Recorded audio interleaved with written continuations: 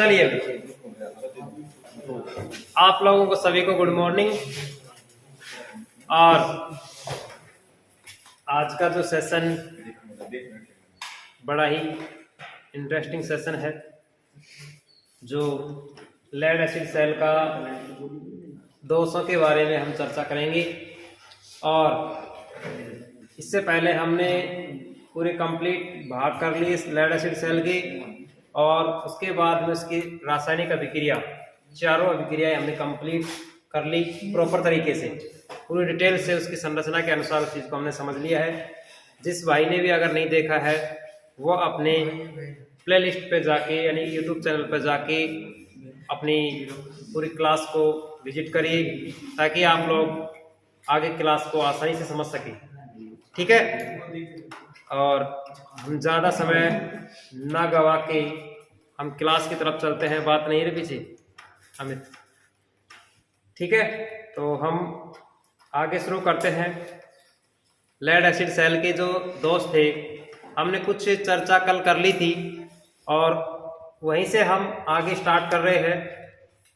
आगे से स्टार्ट करने का मतलब यहाँ पे ये है कि हमारे पास जो लेड एसिड सेल के दोषों की बातें हम कर रहे थे, और इन 4 दोष हमारे पास है। उन चारों दोषों में से 4 सवाल आप लोगों को देखने को मिल सकते हैं।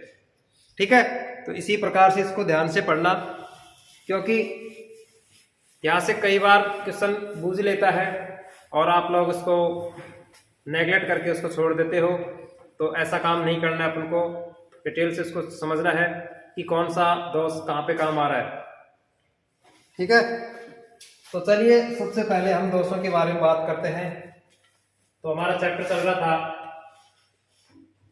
सेल और बैटरी। ठीक है, और सेल और बैटरी में तो हमें बातें करते हैं सेल और बैटरी की। तो देखिए यहाँ से हम चैप्टर हमारे पास था सेल और बैटरी का, और सेल और बैटरी में हमारे पास सेल और बैटरी के अंदर हमारे पास जो सेकेंडरी सेल था, उस सेकेंडरी सेल के बारे में हम बातें कर रहे थे, और उसी सेकेंडरी सेल को हम आगे की ओर बढ़ाते हैं। ठीक है, और ज़्यादा टाइम नहीं लेंगे इस चैप्टर के अंदर। लास्ट हम 2 क्लासों के अंदर इसको कंप्लीट कर देंगे, आज की क्लास और इसके बाद में 2 क्लास और ले लेंगे।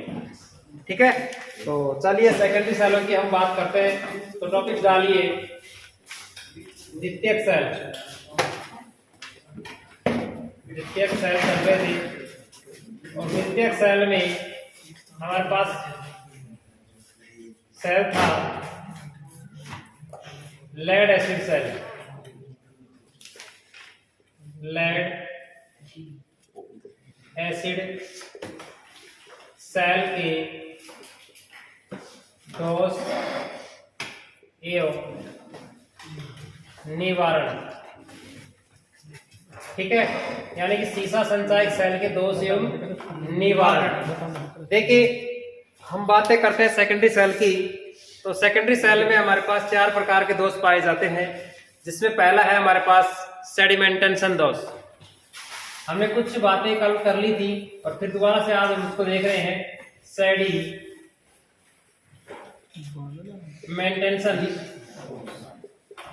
दोष। नंबर 2 सल्फेशन दोष। नंबर 3 कोरोजन दोष, और नंबर 4 बकलिंग दोष। बकलिंग दोष। ठीक है, तो हम चारों दोषों के बारे में कुछ थोड़ी बहुत डिटेल हमने कुछ कल कर ली थी, और हम आज प्रॉपर तरीके से इसको बाय स्टेप से हम क्या करेंगे, उसको कंप्लीट करेंगे इन चारों दोषों को, क्योंकि हमारे सेकेंडरी सेल के अंदर ये चारों दोष वेरी वेरी इंपॉर्टेंट है। क्योंकि यहाँ से आप लोगों को सवाल देखने को मिलेगा 100% तो मिलेगा एक सवाल तो आप लोगों को, कि यहाँ से किसी प्रकार से क्वेश्चन पूछ सकता है। तो आप लोगों को पूरी तरीके से उसको समझना है कि कौन सा दोष कहाँ पे काम आ रहा है। ठीक है, तो सबसे पहले हम सेडिमेंटेशन दोष के बारे में बातें करते हैं, क्योंकि हमने चारों दोषों के बारे में कुछ डिटेल, कुछ संरचना, मतलब कुछ चर्चा हमने कर ली थी कल। तो आज हम पहले दोष के बारे में बातें करते हैं। तो पहला दोष हमारे पास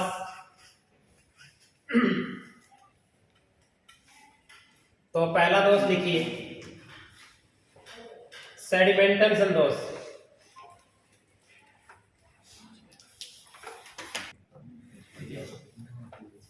देखिए पहला दोष हमारे पास सेडिमेंटेशन दोष है। देखिए सेडिमेंटेशन दोष होता क्या है, उस दोष के बारे में हम समझते हैं।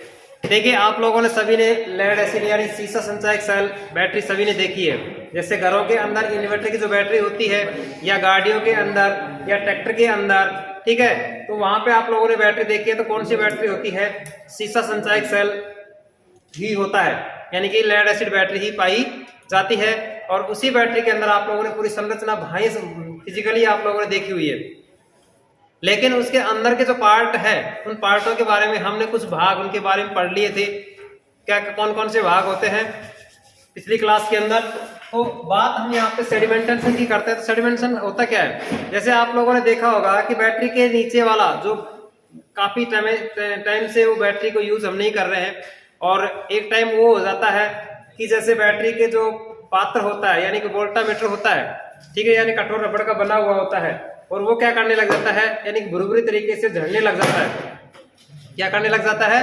झड़ने लग जाता है। और झड़ने के बाद में और वो बैटरी के तली के नीचे क्या करने लग जाता है? जमने लग जाता है। ठीक है, क्या करने लग जाता है? जमने लग जाता है। और जमने के बाद में वो एक अशुद्धिया के रूप में बन जाता है। और एक समय वो आ जाता है कि बैटरियों को, एक प्लेटों को क्या करता है? शॉर्ट सर्किट कर देता है। ठीक है, तो वो धीरे धीरे जैसे स्टेप बाय स्टेप बढ़ेगा। जैसे एग्जांपल तौर पे हम बात कर लेते हैं, जैसे ये बैटरी हमारे पास है और यहाँ तक इसकी प्लेट लगी हुई है, ठीक है, और यहाँ का जो कार्बन है, यहाँ की जो है, यानी कि जो सूख कर गिरने लगता है, तो ये नीचे जो तली है वो तली में क्या करने लग जाता है? जमने लग जाता है। और ये क्या बन जाती है? अशुद्धियां। क्या बन जाती है? अशुद्धियां। और एक अशुद्धियों का ढेर इकट्ठा होने के कारण से एक प्लेट का क्या कर देता है? उसको शॉर्ट सर्किट कर देता है। ठीक है, तो ये हमारे पास कौन सा दोष हो जाता है? यहाँ पे सेडिमेंटेशन दोष हो जाता है। इस सेल को दोष को दूर करने के लिए क्या करते हैं हम? आसुत जल का प्रयोग करते हैं। किसका प्रयोग करते हैं? आसुत जल का प्रयोग करते हैं, क्योंकि आसुत जल इसमें डालने से इसकी जो अशुद्धियां है वो क्या हो जाती है? दूर हो जाती है। यानी कि हम डिस्टिल वाटर बोलते हैं, DTO। ठीक है, यानी कि डिस्टिल वाटर जिसको बोलते हैं, जिसमें RO का पानी होता है, वो डालकर हम क्या कर सकते हैं? इस सेडिमेंटेशन दोष को दूर किया जा सकता है। ठीक है, इसी प्रकार से हम सेडिमेंटेशन दोष को दूर क्या कर सकते हैं। क्लियर ये चीजें? पहला दोष सभी के समझ में आ गया। तो लिखिए इसमें सबसे पहले, इसमें लिखिए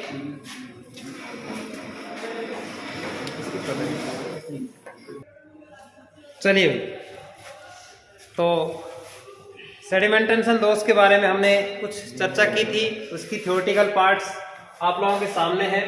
फिर भी एक बार दोबारा जो चीजें हमने बताई थी वही चीजें हमने नोट की है, तो इस चीज को आप उतार लीजिए, फिर इसको समझिए।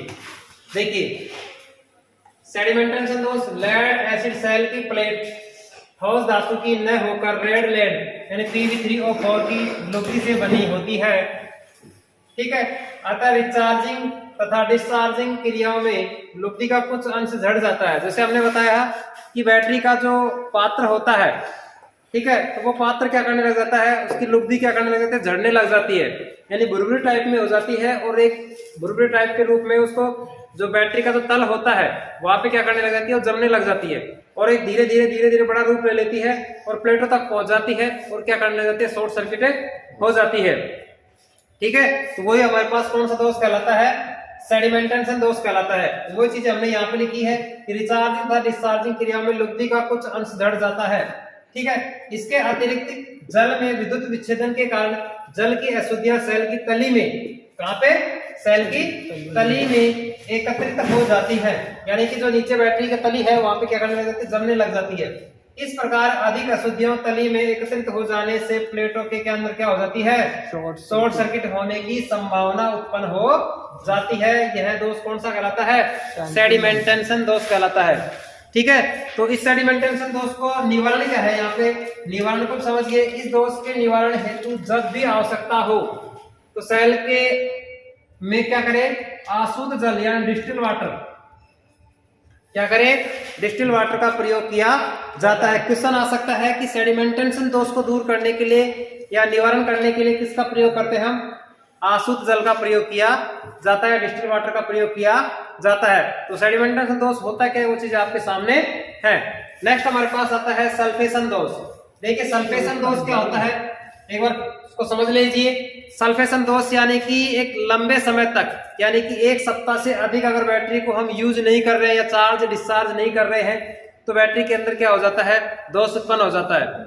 क्या हो जाता है, उसके अंदर दोष उत्पन्न हो जाता है। लंबे समय से बैटरी को अगर यूज नहीं कर रहे हो तो बैटरी क्या करने लग जाती है, काम करना बंद कर देती है, और वो एक हमारे पास दोष उत्पन्न हो जाता है, सल्फेशन दोष।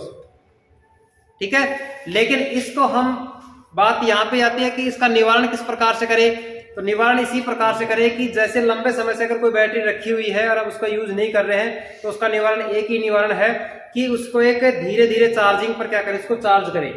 25 वोल्ट, ठीक है, यानी कि 6 एम्पियर से ज्यादा उसको करंट ना दे और 25 एम्पियर से ज्यादा उसकी करंट खपत ना करे।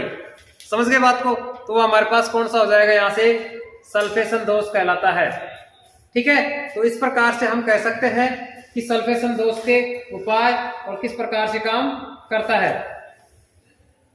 देखिए भाई, हम बातें कर रहे थे यहाँ पे सल्फेशन दोष की। तो सल्फेशन दोष क्या होता है, थोड़ा सा हमने इसकी जो निवारण था उसको थोड़ा सा मिस्टेक हो गई थी, तो उसको दोबारा से देखिए। तो मिस्टेक क्या थी, केवल हमने एक 6 एम्पियर वाली और 25 एम्पियर वाली बातें बता दी थी, लेकिन यहाँ पे वो चीजें बकलिंग दोष के अंदर आएगी, निवारण के अंदर।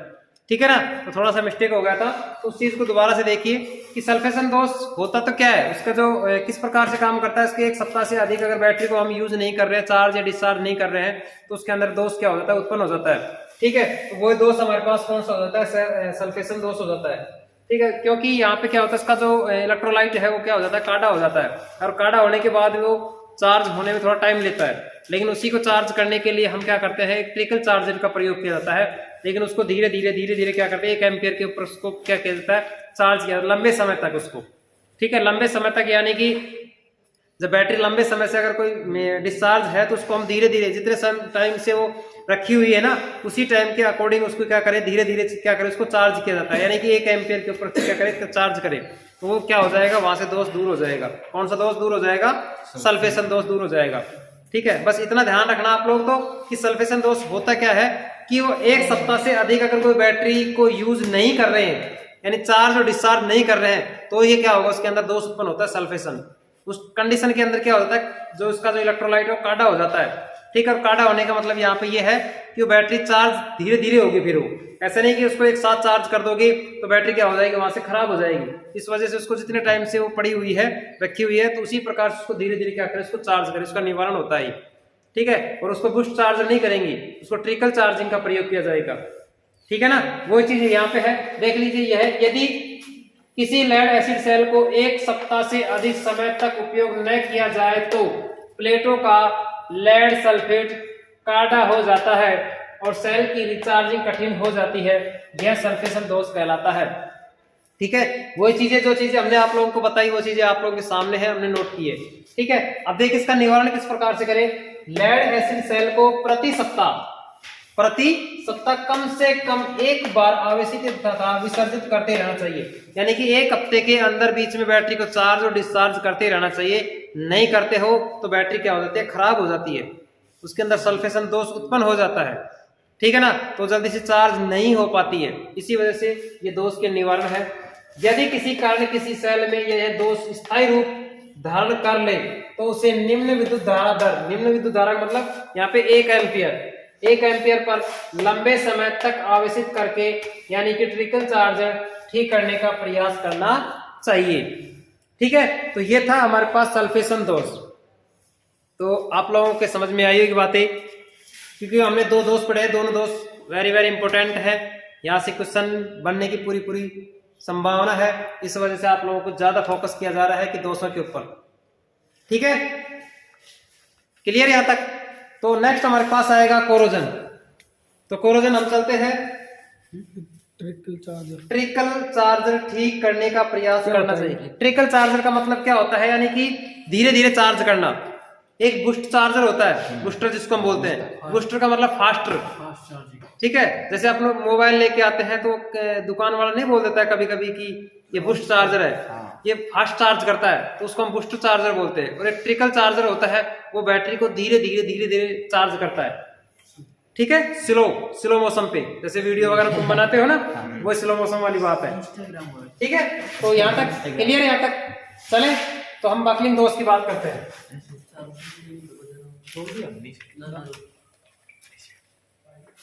ठीक है, तो बकलिंग दोष की हम बात करेंगे। तो बकलिंग दोष क्या होता है उस चीज को आप समझिए कि बकलिंग का मतलब बकल यानी कि मुड़ना। ठीक है, जैसे लेडीज वगैरह नहीं होती है, जैसे बालों के अंदर बकल डालती है, वो यहाँ पे बालों को मोड़ती है ना, वो भी वो सिस्टम यहाँ पे है। कोरोजन कोई बात नहीं, कोरोजन कर लो, बकलिंग कर लो, चार दोषों को पढ़ना है अपन को। तो देखिए भाई, तीसरा दोष हम पढ़ गए, बकलिंग को बाद में पढ़ लेंगे, चौथा नंबर पे। तीसरे नंबर पे हम पढ़ रहे हैं कोरोजन दोष, कोरोना। क्योंकि फिर से कोरोना आ गया है कि कल वाली गाइडलाइन आप लोगों ने, मोदी ने गाइडलाइन जारी कर दी है, तो कोरोना फिर से आकर लॉकडाउन लगने की पूरी संभावना लग रही है। ठीक है, तो इस वजह से हमारे पास टॉपिक भी है कोरोजन, लेकिन वो कोरोजन कोरोना नहीं है जो कोरोना हमारे पास इफेक्ट अलग से आएगा, जिसको हम अलग पढ़ेंगे उसको। तो बातें हम करते हैं कोरोजन। कोरोजन क्या होता है? जैसे हमारे पास लेड एसिड बैटरी होती है, उस लेड एसिड बैटरी के दोनों इलेक्ट्रोड के ऊपर जैसे एक कार्बन की सी परत जम जाती है, यानी कि सफेद पाउडर सा जम जाता है, और वो जमने के बाद में बैटरी के जो टर्मिनल्स हैं वो क्या करने लग जाते हैं, काम करने बंद कर देते हैं।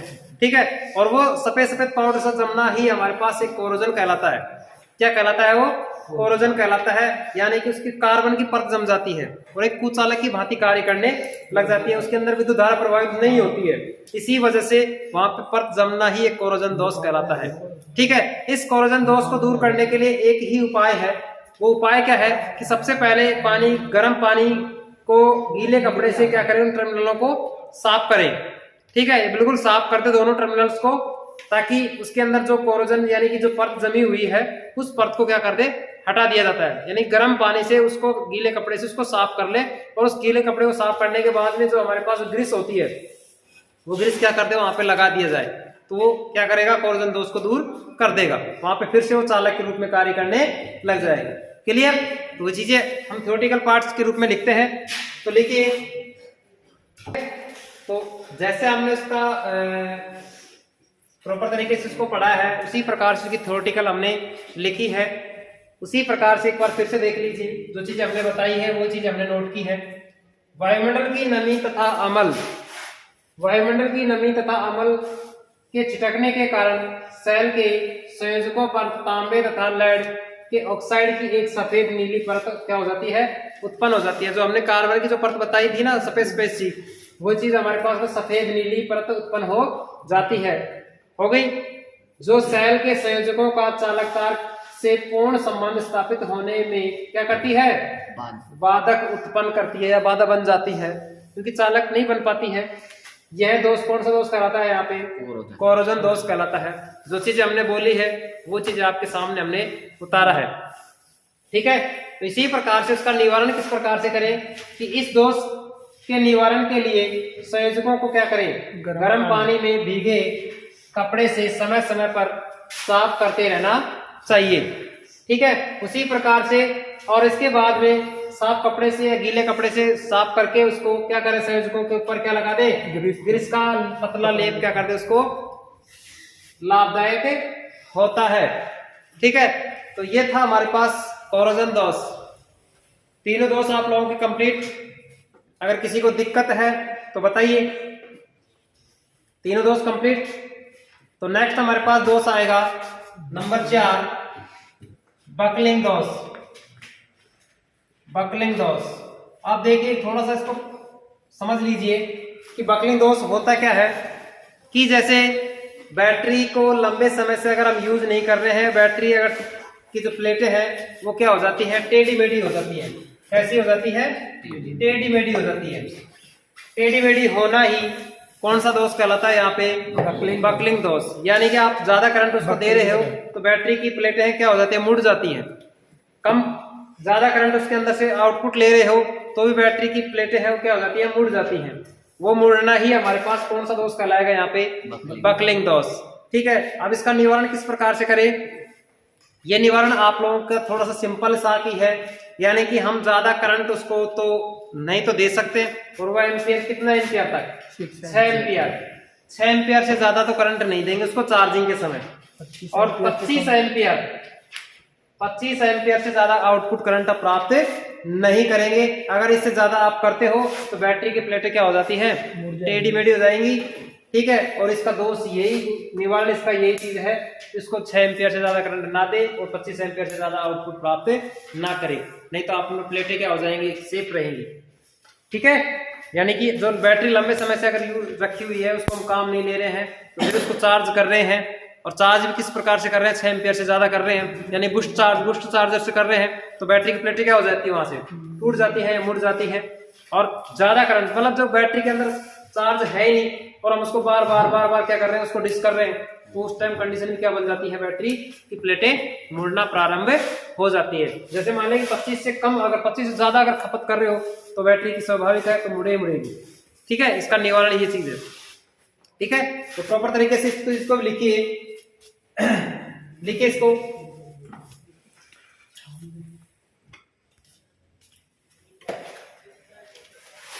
तो उतार लीजिए इसको। जो चीजें हमने बकलिंग दोष में आप लोगों को बताया था उसी प्रकार से हमने इसको फैक्ट नोट कर लिए हैं। जो चीजें हैं वो आपके सामने है कि जो चीजें हमने बताई उसी प्रकार से। देखिए यहाँ पे बकलिंग दोष में लेड एसिड सेल को अधिक विद्युत धारा दर पर आवेशित अथवा विसर्जित करने पर उसकी प्लेटों में ऐंठना या ऐंठ जाना या शॉर्ट सर्किट हो जाना, आपस में मुड़ जाना ही क्या कहलाता है? बकलिंग दोष कहलाता है। ठीक है, तो अगर ये हमारे पास है कि ऐंठना, मुड़ना, शॉर्ट सर्किट होना, ये बकलिंग दोष कहलाता है। लेकिन इसका निवारण किस प्रकार से करें हम? लेड एसिड सेल को 6 एम्पियर से अधिक विद्युत धारा पर क्या नहीं करना चाहिए? आवेशित नहीं करना चाहिए, और 25 एम्पियर से ज्यादा विसर्जित नहीं करना चाहिए। और इसके अंदर जब ज्यादा अगर करते हो तो हमारे पास कौन सा दोष उत्पन्न हो जाता है? यहाँ पे बकलिंग दोष उत्पन्न हो जाता है। ठीक है, तो ये थे हमारे पास 4 प्रकार के दोष लेड एसिड सेल की। क्योंकि लेड एसिड सेल का हमारे पास धीरे धीरे टॉपिक्स खत्म हो रहा है, क्योंकि हमने उसके भाग भी पढ़ ली है और उसके हमने रासायनिक अभिक्रिया भी पढ़ ली है, चार्जिंग और डिस्चार्जिंग, फार्मिंग और रिचार्जिंग के बारे में भी, और इसके बाद में हमने चारों दोषों को भी देख लिए कंप्लीट। अब बचा हमारे पास इसका यूज कहाँ करते हैं और इसका विद्युत वाहक बल कितना होता है। अनुप्रयोगों की बात करें या इसका विद्युत वाहक बल की बात करें। ठीक है, तो उतार लिया सभी ने, मिटा दे इसको। तो अब सबसे पहले हम इसकी बात करते हैं, अन्य विवरण की बात कर लें या चार्जिंग के समय बात कर लें कि भाई इसके अंदर कितना इसका विद्युत वाहक बल होता है और कितना इसके अंदर इसका यूज कहाँ किया जाता है।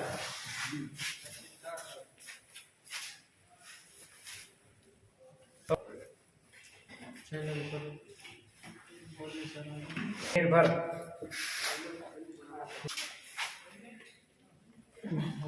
देखिए, हमने कुछ जो लेड एसिड सेल है उस लेड एसिड सेल का कुछ टॉपिक्स रह गया था। जैसे हमने उसके लेड एसिड सेल के प्रकारों की बात की, उसके मुख्य भागों की बात की, हमने उसके रासायनिक अभिक्रिया की बात की, उसके दोषों की बात की हमने। तो उसी प्रकार से जैसे जैसे लेड एसिड सेल कंप्लीट होता आ रहा है उसी प्रकार से 2 फैक्ट और वेरी वेरी इंपॉर्टेंट है जहां से क्वेश्चन बनने की पूरी संभावना रहती है। क्योंकि इसीलिए जो सेकेंडरी सेल को, यानी कि सेल और बैटरी के अंदर जो सेकेंडरी सेल है उस सेकेंडरी सेल का जो लेड एसिड सेल है वो वेरी वेरी इंपॉर्टेंट माना जाता है।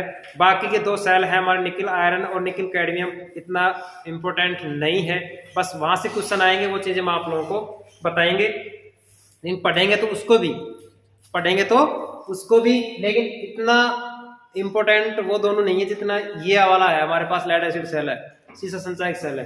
तो देखिए इसमें अन्य विवरण कुछ और बच गए थे कि यानी पूर्ण आवेशित समय, यानी कि जो बैटरी 3 अवस्थाएं होती हैं। एक होती है हमारे पास पूर्ण अवस्था, एक होती है हाफ यानी कि अर्ध अवस्था, एक होती है मतलब नीचे वाली जो लो यानी कि डिस्चार्ज अवस्था।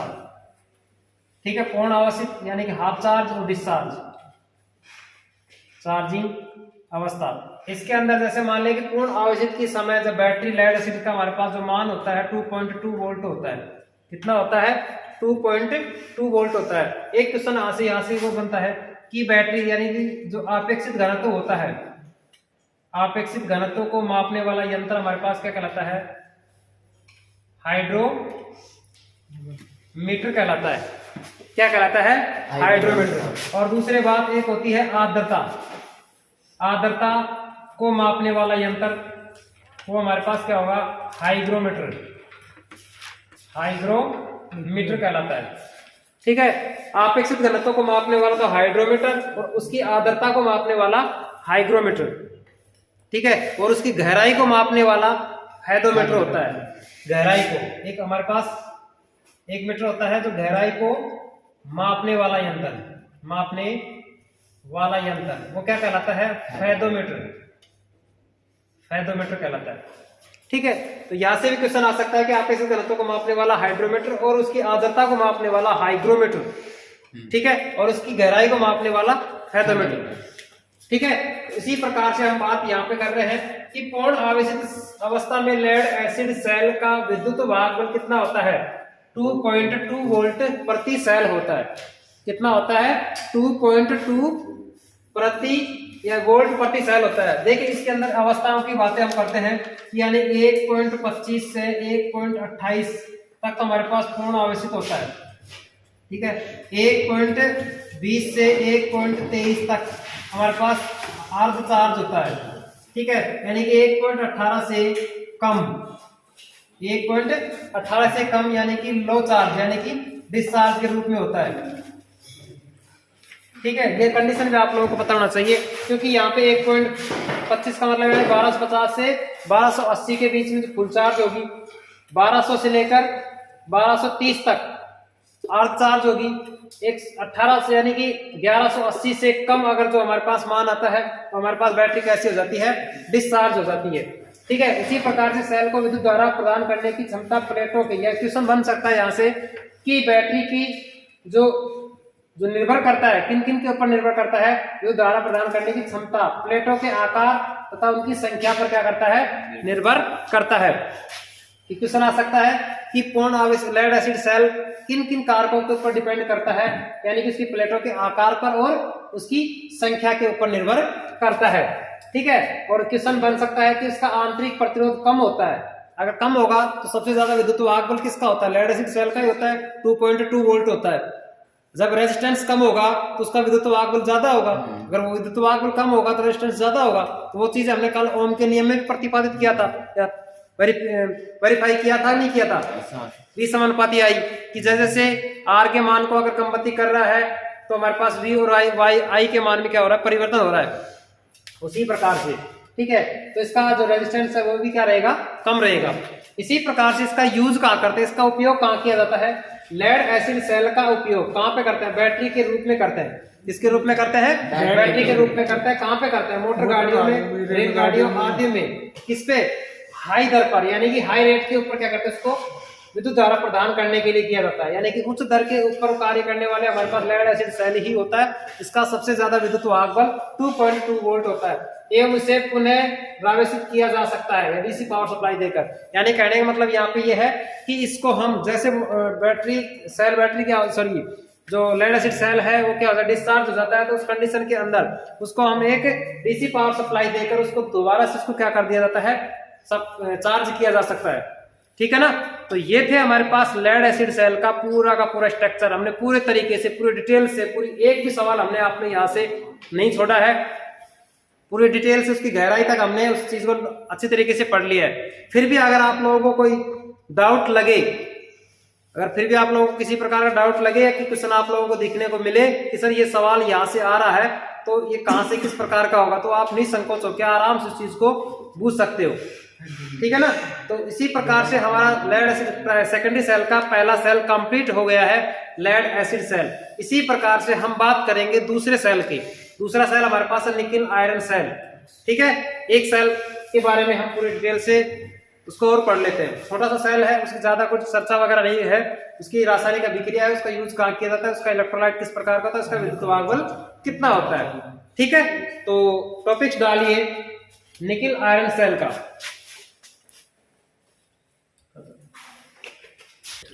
अब दूसरे सेल की, क्योंकि हमारे पास लेड एसिड सेल कंप्लीट हो गया है, हम बात करेंगे सेकेंडरी सेल के दूसरे सेल की।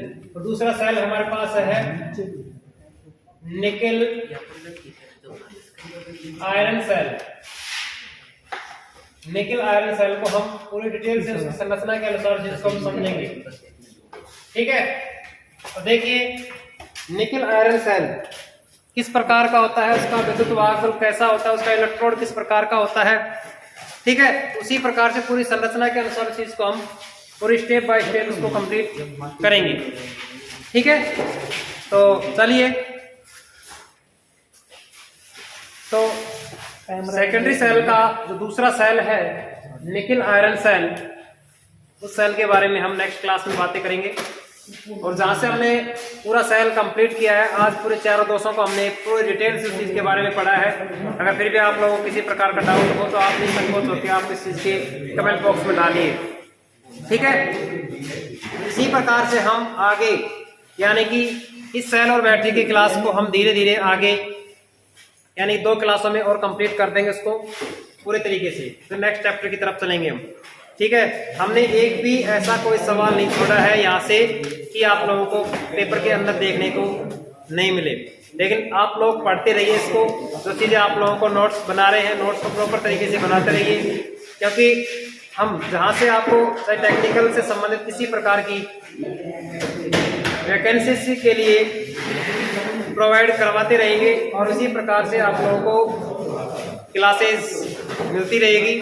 आप लोग इस चीज को पढ़ते रहिए, ठीक है। आप प्रॉपर तरीके से एक नोट्स बनाइए, उसको आप पढ़िए फिर, ठीक है। क्योंकि हमारा एक सिलेबस कंप्लीट होने के बाद में ITI का, उसके बाद में हम ऑब्जेक्टिव टाइप यानी कि MCQ तैयार ऑब्जेक्टिव क्लियर करवाएंगे, क्योंकि जो पेपर के अंदर आते हैं, ठीक है।